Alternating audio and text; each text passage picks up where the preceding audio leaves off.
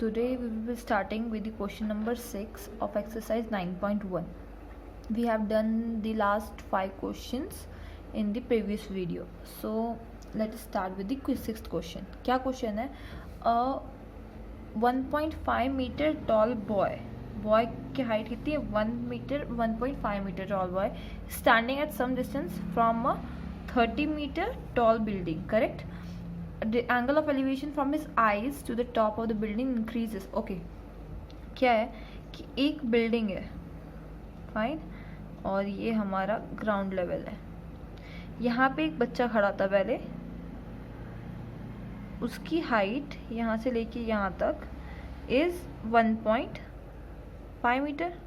Correct. इसकी height यहाँ पे, और मान लेते हैं इसकी आंखें यहाँ है. ठीक है, दिस इज दी पॉइंट. इसकी हाइट यहाँ तक, यहाँ पे आईज, यहाँ पे आई लेवल ये है.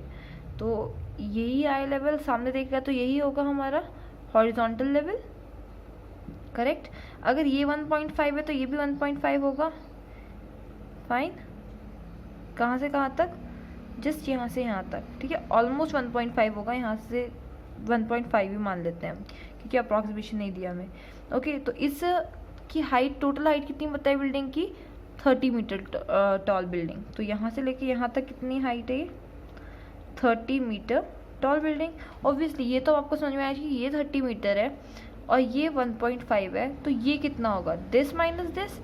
तो कितना आएगा? 30 माइनस 1.5 इज 28.5. तो इधर आ जाएगा यहाँ तक, till this point is 28.5 metre. Correct. Yes. तो जब ये बच्चा यहाँ से, the angle of elevation from his eyes to the top of the building, तो यहाँ से जब वो देखता है कहाँ? टॉप ऑफ द बिल्डिंग को, तो ही लुक्स एट दिस. तो इसका एंगल, यहाँ से एंगल कितना होता है? 60 डिग्री. फाइन. फिर उसने थोड़ी दूर वो आगे चला, जस्ट मान लेते हैं वो यहाँ तक चल के आ गया. ठीक है, वो यहाँ तक चल के आ गया. तो फिर यहाँ से खड़े होके वो ऊपर देखता है टॉप ऑफ द बिल्डिंग को, तो इसको यहाँ पे कितना दिखता है? Angle is 30 degree. ठीक है. ओ सॉरी, 60 to 30 नहीं, 30 to 60 डिग्री. 30 to 60 degree. ठीक है, ये 30 to 60 डिग्री हो जाता है. 30 to 60 degree. As he walks towards the building, building के पास जा रहा है तो एंगल बढ़ता जाएगा ना. अगर एंगल दूर जाता तो एंगल कम होता. करेक्ट. करेक्ट. यहाँ पे 30 to 60 डिग्री हो गया. Find the distance he walked. हमें ये वाला डिस्टेंस फाइंड करना है, दिस डिस्टेंस. ठीक है. तो इसके लिए क्या करेंगे? अच्छा, एक ट्रायंगल अब हमें दिखाई दे रहा है. ए मान लेते हैं, this is B, this is C, this is point D. अच्छा, जितना डिस्टेंस इसके ऊपर होगा उतना ही डिस्टेंस नीचे होगा. इसमें तो कोई प्रॉब्लम होनी नहीं होनी चाहिए, ये तो करेक्ट ही बात है. जितना डिस्टेंस इन दोनों के, हमारे सिर के बीच में होगा, उतना ही पैरों के बीच में डिस्टेंस होना चाहिए. यहाँ पे दोनों के फीट के बीच में, फीट के बीच में. करेक्ट. तो हम क्या करेंगे, इस वाले ट्रायंगल में से हमें ये वाला डिस्टेंस निकालना है. इसका मतलब क्या होगा? हमें ये 2 पॉइंट सी डी निकालना है. करेक्ट. हमें क्या फाइंड करना है? C D. फाइन. तो सी डी फाइंड करने के लिए क्या कर सकते हैं? क्या अगर हम ये 28.5 हमने फाइंड कर लिया, कैसे? 30 माइनस 1.5 इज 28.5. तो अगर हम इस टोटल परपेंडिकुलर दिया हुआ है, हम इस वाले ट्रायंगल का बेस निकालें तो हमें बी डी मिल जाएगा. करेक्ट. फिर इस वाले ट्रायंगल में परपेंडिकुलर और बेस यूज़ करेंगे तो हमें बेस फाइंड करेंगे तो हमें यहाँ से बी सी मिल जाएगा. और B D minus B C is C D. Correct. B D minus B C is C D. बस हमें यही करना है. हम इस वाले क्वेश्चन में बस यही करेंगे. फाइन. तो बस पहले लेट कर लेते हैं चीज़ें जो भी हमने किया है और फिर जस्ट सॉल्व करेंगे. क्या होगा? Let A B be the height of क्या है? टावर है क्या? Building. Height of the building. And C and D are the 2 points. ठीक है, अब ज़्यादा देखने की ज़रूरत नहीं है, इतना ही काफ़ी है, 2 points. ठीक है, और ठीक है, इतना काफ़ी है. एंगल ऑफ एलिवेशन के बारे में नहीं है, ठीक है, इतना चल जाएगा. So in triangle ABC, correct, in triangle perpendicular हमें पता है, हम बेस फाइंड करने की कोशिश करेंगे. बेस तो परपेंडिकुलर और बेस किस में यूज होता है? टैन थीटा में, करेक्ट. तो here tan theta is equal to perpendicular by base. This implies tan theta क्या होगी? Tan 60 degree is equal to perpendicular is AB by BC. फिर आएगा टैन 60 की वैल्यू क्या होती है? Tan 60 is √3. AB की value 28.5 by BC. This implies BC is equal to 28.5 upon √3. Correct, यहाँ तक. फिर क्या आएगा? In triangle ABD tan theta is equal to, tan theta की क्या वैल्यू होगी? फिर से परपेंडिकुलर बाय बेस. ओके, यहाँ दिखना चाहिए. तो tan theta, this implies tan theta की value is 30. tan 30 degree is equal to AB upon BD. Correct. This implies tan 30 is 1 by √3 is equal to AB is 28.5 upon क्या? BD. Okay, इधर solve करती हूँ इसके आगे. तो cross multiply करेंगे तो क्या आ जाएगा? अब BD is equal to 28.5 upon, oh no, multiply हो जाएगा ना, डिवाइडेड से मल्टीप्लाई हो जाएगा, into √3. Correct. BD is equal to 28 into √3. Here we got the 2 BD and BC. अब हमें फाइंड क्या करना है? Distance travelled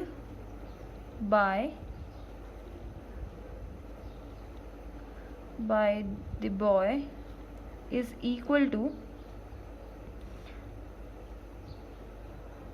CD, which is equal to BD minus BC. This which is equal to BD की value क्या है? 28.5 √3 and BC is 28.5 upon √3. Correct. तो just इसे सॉल्व करना है, कैसे भी सॉल्व कर लो, जैसे भी आता है. 28.5 को मैं कॉमन कर लेती हूँ और इधर लिखती हूँ √3 बचेगा इधर से, और इधर से -1 अपॉन √3. करेक्ट. जस्ट इसे सॉल्व करना चाह रहा है.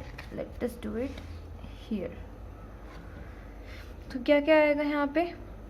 28.5, नीचे √3 कॉमन, √3 इंटू √3, 3 - 1 इज 2. तो 28.5 इंटू 2 बाय √3 को अकेला नहीं छोड़ सकते, तो √3 इंटू √3. तो नीचे आ जाएगा 28 इंटू 5, 5 2 ज़ा 10, 0, 5 8 2 ज़ा 16, 17, 2 2 ज़ा 4 और एक 5 पॉइंट यहाँ पे मल्टीप्लाई बाय, ओके, √3 बाय 3. 0.0 लिखने की तो कोई ज़रूरत नहीं थी, तो इसलिए इसे कट कर देती हूँ, सब कुछ भी बचा है यहाँ पे. तो यहाँ पे क्या आएगा? 57, 7 डिवाइड हो जाएगा, 3 1 ज़ा 3, 3 1 ज़ा 3, 2 कैरी, 3 9 ज़ा, that is 19 √3 meters. So here is the answer. तो इधर क्या लिख सकते हैं, this implies distance traveled is equal to 19√3 meters. Correct. Here is the final answer. Let us move to the next question. So here is the question number 7 which says from a point on the ground. Correct. हमारा ये ground है और ये जो point है जिस point की वो बात कर रहे हैं, ठीक है. Angle of elevation of the bottom and top of the transmission tower fixed at the top of the building 20 meter. Okay एक बिल्डिंग है हमारे पास, यहाँ पे बिल्डिंग को डिफ्रेंशिएट करने के लिए मैं ऐसा आती हूँ, ठीक है. ये बिल्डिंग है, इस बिल्डिंग की हाइट इज़ 20 मीटर. ओके यहाँ से लेके यहाँ तक इट इज़ 20 मीटर, यहाँ तक. फिर इट सेज कि इसके ऊपर, बिल्डिंग के ऊपर एक ट्रांसमिशन टावर लगा हुआ है. फाइन, ये टावर है हमारा. फिर वो क्या कह रहा है कि अगर मैं इस टावर के टॉप और बॉटम को देखूंगी, fix at the top of angle of elevation of bottom and top of a transmit fix at the top of the 20 metre high building are 45 and 60 degree respectively. अगर इस point से मैं इसके bottom को देखती हूँ, टावर के bottom को, पहले बॉटम लिखा है तो bottom is 45 degree. Correct, 45 degree. लेकिन अगर मैं इस पॉइंट से इसका टॉप देखती हूँ, ओके यहाँ तक टॉप, अगर मैं इसके टॉप को देखती हूँ तो दिस विल बी 60 डिग्री. तो हमें बोल रहे हैं find the height of the tower, find the height of the tower. ठीक है, तो ये लिखते हैं, इस पॉइंट्स मार्क कर लेते हैं A, B, C and D. फिर से सॉल्यूशन में लेट करते हैं. Late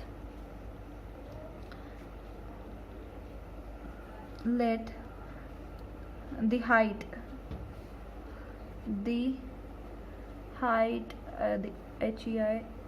HEIGHT height of tower B AB and height distance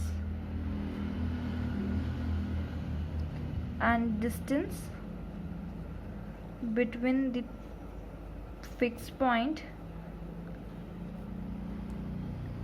and foot of the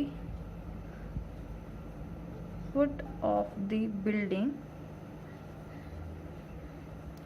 B CD. Correct. Foot of the building and the fixed point is CD. तो मान लिया इतना. Okay, तो अब क्या बोल रहे हैं, इन ट्रायंगल BCD हम क्या कोशिश करेंगे कि जब हम इस ट्रायंगल को यूज़ करेंगे तो परपेंडिकुलर गिवन है, हम यहाँ से बेस फाइंड कर सकते हैं, हम बेस फाइंड कर लेंगे. और फिर इन ट्रायंगल दिस ADC में ACD में क्या करेंगे हम कि CD हमारे पास होगा तो इसका परपेंडिकुलर निकालेंगे और उसमें से नीचे वाला पोर्शन है तो ऊपर वाले को माइनस कर देंगे. सो इन ट्रायंगल BCD तो परपेंडिकुलर है, बेस नहीं है. P और B किस में आता है, tan में. तो tan theta is equal to P/P. This implies tan 45 degree is equal to perpendicular.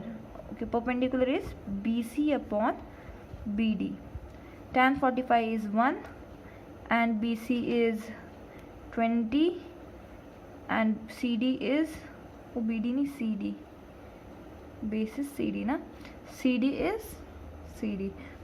This implies तो this implies, चलो लिखती हूँ, this implies CD is equal to 20. Multiply हो जाएगा उस साइड में जाके.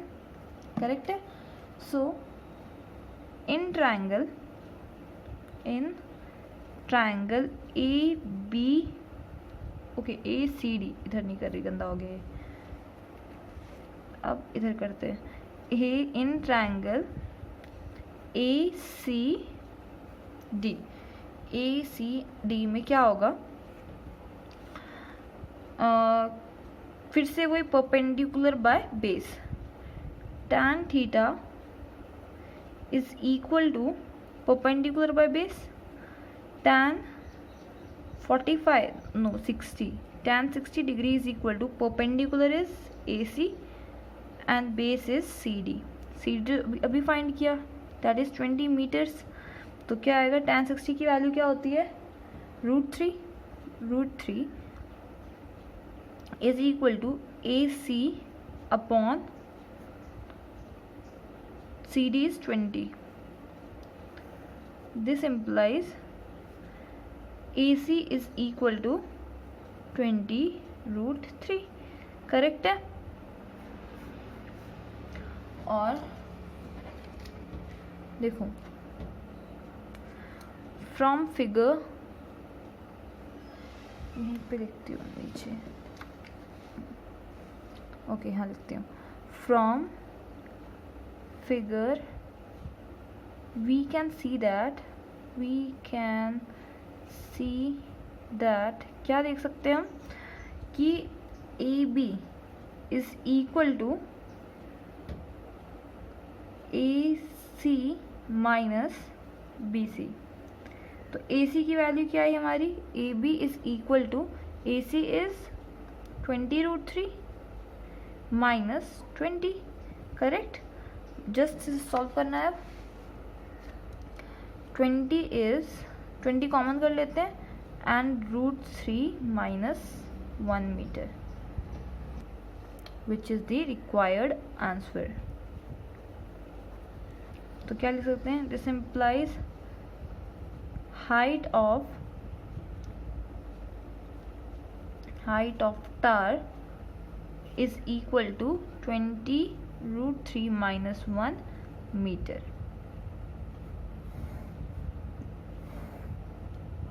So question number 7 is completed here.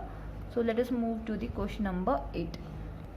Okay, statue. Question number 8 is a statue 6.8 meter tall. एक statue है 1.6 meter tall है, stands on the top of the pedestal from a point. Okay, pedestal क्या होता है, एक ground level है ये तो ठीक है, इसके ऊपर एक मूर्ति रखने का स्टैंड होता है ना, दैट इज पेडेस्टल। जहाँ पे पैर चढ़ते हैं वो पेडेस्टल होता है, मान लेते हैं पेडेस्टल है और उसके ऊपर एक और मूर्ति रखी है यहाँ पे, ठीक है, मूर्ति है, दैट इज स्टैचू, ठीक है। स्टैचू 1.6 मीटर टॉल, एक स्टैचू है वो उसकी लेंथ कितनी है 1.6 मीटर, करेक्ट। और फिर बोल रहे हैं from top of the stands, हाँ, from a point on the ground the angle of elevation to the top of the statue is 60 degree। एक कोई पॉइंट है, इस पॉइंट से उसके टॉप को देखोगे अगर, वो होगी angle of elevation is 60 degree, correct. फिर बोल रहे हैं and from the same point the angle of elevation to the top of the pedestal. Same point पे से अगर मैं पेडेस्टल का टॉप देखूंगी तो वो then that is 45 degree, that is 45 degree। same question, almost same question as the before क्या है कि जस्ट पिछले क्वेश्चन में नीचे वाला पोर्शन दिया हुआ था, इस वाले में ऊपर वाला दिया हुआ है, जस्ट जैसे पिछले वाला सॉल्व किया बिल्कुल वैसे ही ये भी सॉल्व होगा।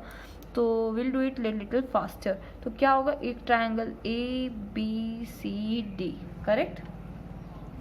और कुछ बताया है क्या, ओके और कुछ नहीं बताया। So let us take it, मान लेते हैं इसकी हाइट इज x या x³ BC लिख लेंगे, इसे क्या प्रॉब्लम है, ठीक है। तो फाइन, सॉल्यूशन में क्या लिखेंगे हम, क्या दे रखा है हमें, same height of let height of height of pedestal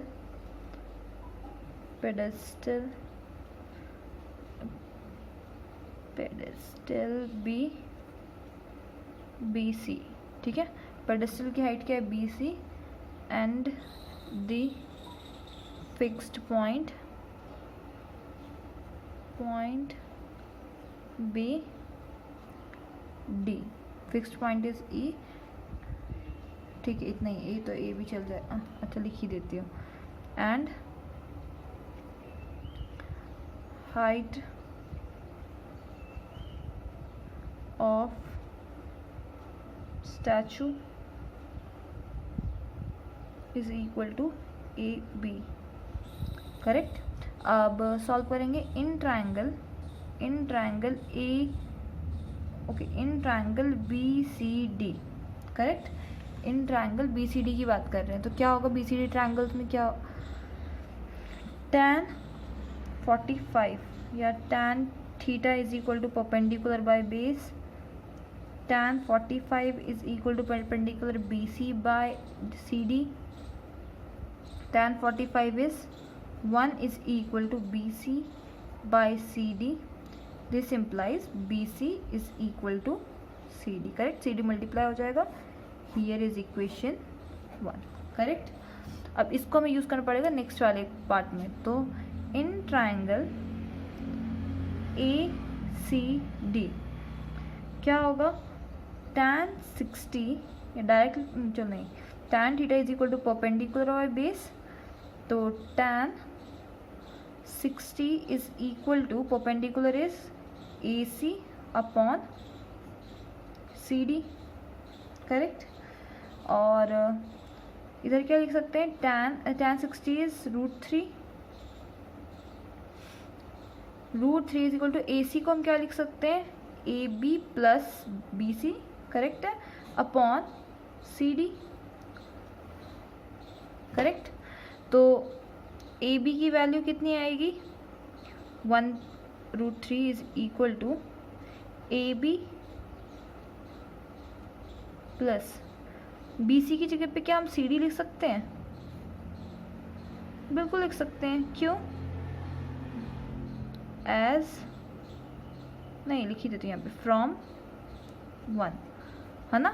BC is equal to CD, so we can write CD in the place of BC, correct. तो क्या आएगा यहाँ पे?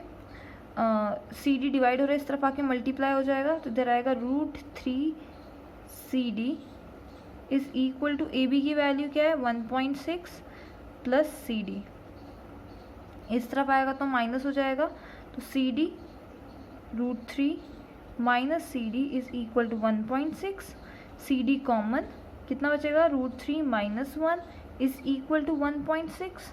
इधर हम क्या लिख सकते हैं? Implies and implies. इधर क्या बचेगा? एक और स्टेप यहाँ लिखती हूँ, ये मल्टीप्लाई हो रहा है, इस तरफ आके डिवाइड हो जाएगा। CD is equal to 1.6 divided by √3 minus 1। ये चैप्टर 1 में हमने सीख लिया था कि हम रूट वाले टर्म्स को नीचे नहीं छोड़ते, सो रैशनलाइजिंग इट, माइनस है तो साइन यहाँ पे प्लस आएगा, सेम यहाँ पे होगा, तो क्या आएगा? CD is equal to this implies CD is equal to 1.6 √3 plus 1 upon A minus B, A plus B which is equal to A square minus B square. तो यहाँ पे क्या आएगा? हियर क्या आएगा? इसके बाद में यहाँ पे सॉल्व करती हूँ। CD is equal to 1.6 √3 plus 1 upon √3 का स्क्वायर इज 3 एंड 1, तो CD 1.6 √3 प्लस 1 अपॉन 2, 2 1 ज़ा 2, 2 8 ज़ा 16, पॉइंट इज पीछे से आएगा, तो यहाँ पे point, answer will be CD is equal to 0.8 √3 plus 1 metre. This therefore height, HEIGHT, height of statue is equal to 0.8 √3 plus 1 meter. Here is the final answer. Okay, let us move to the next question. Okay, क्या है question? Question number 9, कि angle of elevation of the top of the angle of elevation of the top of the building from the foot of the tower is 30 degree. And देखो कैसा है ये, एक building हमें given है question में और एक टावर गिवन है। टावर ऑलमोस्ट हमेशा बड़ा ही होता है, ओके। ये बिल्डिंग है हमारी और ये टावर है। तो क्या बोल रहे हैं, angle of elevation of the top of the building from the foot of the tower. ये हमारी बिल्डिंग है, टावर है। बिल्डिंग के अगर हम टावर के फुट पे से देखेंगे, कहाँ पे, बिल्डिंग के टॉप पे, करेक्ट, तो एंगल इज 30 डिग्री, फाइन। फिर क्या बोल रहे हैं, and the angle of elevation of the top of the tower from the foot of the building. अगर मैं इस बिल्डिंग के फुट से टावर का टॉप देखूंगी तो एंगल इज 60 डिग्री और टावर की हाइट इज 50 मीटर। तो और बोल रहे हैं find the height of the building, हमें ये साइड फाइंड करनी है। तो क्या करें, A, B, C and D, correct, fine. तो सॉल्यूशन में हमें ये वाला साइड फाइंड करना है। तो क्या करेंगे, late AB and CD be the sides of heights of